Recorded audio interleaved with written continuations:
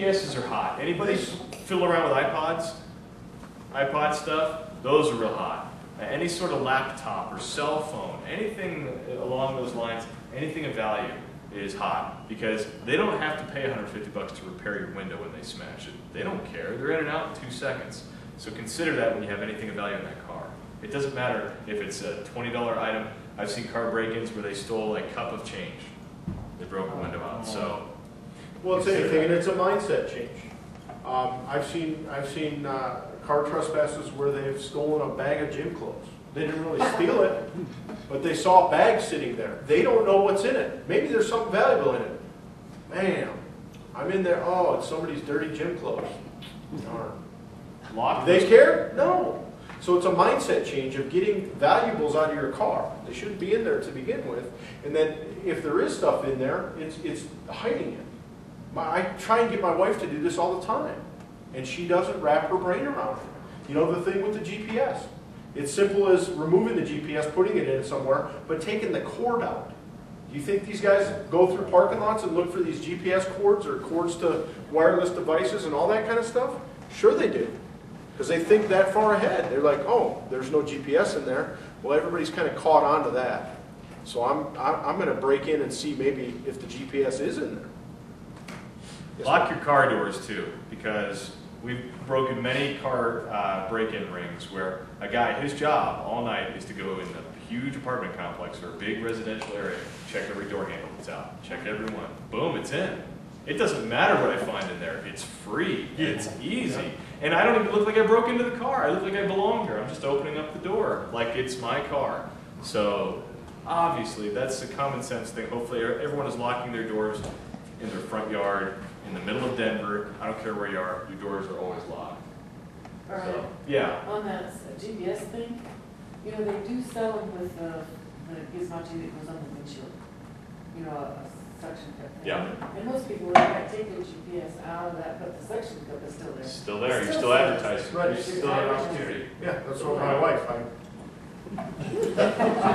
they make these days. We better quit talking about GPSs or cameras.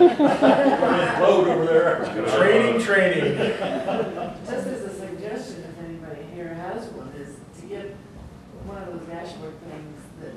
Little feedback. Yeah, instead of that. Yeah, get it out of sight. That's the key. Walking, these are all common sense things. Buddy system meaning walk in a group, walk in a well-lit area.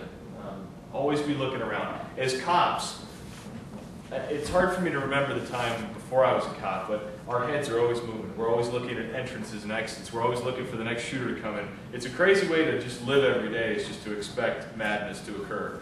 But we work in it every day, so that's kind of the way we are. We're not telling you to think like that. We're not telling you to walk around completely paranoid. There's a difference between paranoia and being aware of your surroundings. So, you know, when you're out in an unknown area, you should really have your head on a swivel. Look where you're going. Look at people and realize people are going to target people that are of a mature population. Because they know you've worked hard and you got stuff. And they know that they can overpower you. One other thing, getting back to the GPS thing, I've also been told take the garage door openers to your homes and put them in the safe. Thank you for bringing that up. Yeah.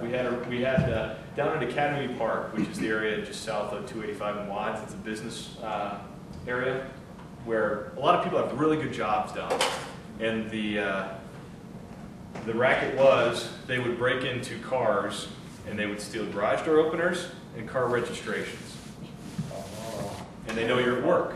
So if you put 2 and 2 together, you know these guys are going to immediately drive right to the address that's on the registration, clean you out because they know you're already at work, and they're going to take all your credit cards. They're going to immediately rack them up at Walmart, and Home Depot, and all the places that don't do much verification, and then they're going to get out of there. So that is a great idea. Take your garage door opener in with you. If you must keep it in your car, hide it the best you can. I'm not talking about the center console. Where's the criminal check? Where's the first place? Glove compartment and center console. So that's a great one. And we encourage anything with your name and your address. Take it out of the car. I keep all my registrations and my insurance. If I ever get pulled over, hopefully I don't. But if I do, I have it in the car because it's in my wallet. But when I leave my car, it's not in my car anymore. So that's another thing to just rethink. These aren't all steps of paranoia, but it's just you refusing to be a victim. You're not gonna be that person. So stay alert in your surroundings. Obviously, if you're gonna walk at night, choose the busy streets, the well-lit areas, things of that nature. Don't display large amounts of cash. Be particularly careful about that when you go to the ATM, when you're walking out of the bank. Don't be counting your cash when you're walking, looking down at your cash, walking out of the parking lot. Don't be a target there.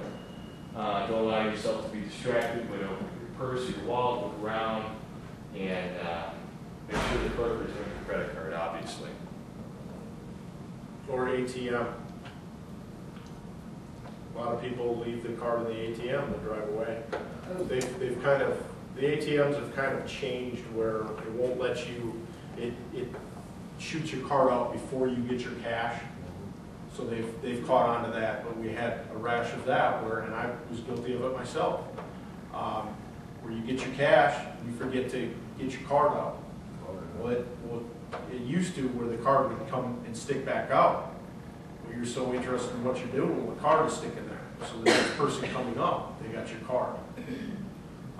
But most of the ATMs have changed that, and now if some of the older ones, if the card is sitting out for longer than, I want to say 10 or 20 seconds, it goes back into the machine, and then they mail it to you. So just to be aware of that. We've pretty much touched on all this. We talked about putting things in the trunk, locking your car doors, keeping your car well maintained so you don't break down. Never pick hitchhikers. Who picks up hitchhikers? No, put your hand down. You don't do that. No. Okay. I Don't admit it. You're going to come sit in the front row. hope not. No, I was going to make a comment about Yeah. the car. When you get in the car and you've been shopping, they say you should lock the door first and then not go through your purse or anything else. Just get ready to leave. Yeah. Because if you're a sitting duck, Yep. you just stay in the park. Anytime you're distracted, paying attention to something else, that's an opportunity. You know, just like Brian said, we're not telling you to be paranoid like us, but just be aware. Okay, hitchhikers. We don't do that, right? Nobody. Cell phones, many of us have them. Some of us don't, but they're very important with when you're in a parking lot, problems like that. Don't warm up your car in the driveway. Anybody do that? We actually had such a chronic problem with, we call them puffers, meaning somebody leaves their car running in the driveway, it's unlocked, and again, opportunity. We have busted car theft rings where they just troll around in nice neighborhoods in the dead of winter because they know at least one of these people is going to have a unattended running car, a Lexus, a BMW, or even a Pinto, for God's sake. It's free, right? So don't ever do that. People will target you, and we got to the point where we had to put a statute out where it was a It's actually petty against the offense. law in the state. It'll cost you about $300.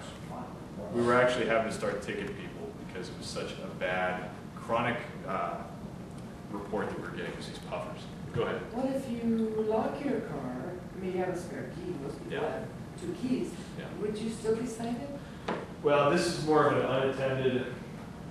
If you go out, take a key and start your car, lock your car, and then go in the house with the other key, Yeah, is there anything deterring me from stealing your car? yeah, no, recommend. Probably not. It's unattended. Don't do it. Okay? Do we need 8 minutes to start our cars up in the dead of winter? No. Do we need 10 minutes? No. Newer cars, now I got an old 69 Bronco, it takes a while for that thing to fire up, but the typical car that's made after, 1995, it takes about 30 seconds for the thing to be nice and warm enough for you to get out and move around. So don't think that it takes forever to warm a car. It doesn't take the amount of time where you would have to leave your car, go inside and do something, and then come back out to it. I realize when it's hot, you want the air conditioning really nice, or when it's cold, you want that heat to kick in, but that's not a good reason to do that. Fraud prevention rule, anything that sounds too good to be true probably is, obviously. We have a bunch of scenarios up here. And we talked about a few of these, but if you receive a call or a letter telling you you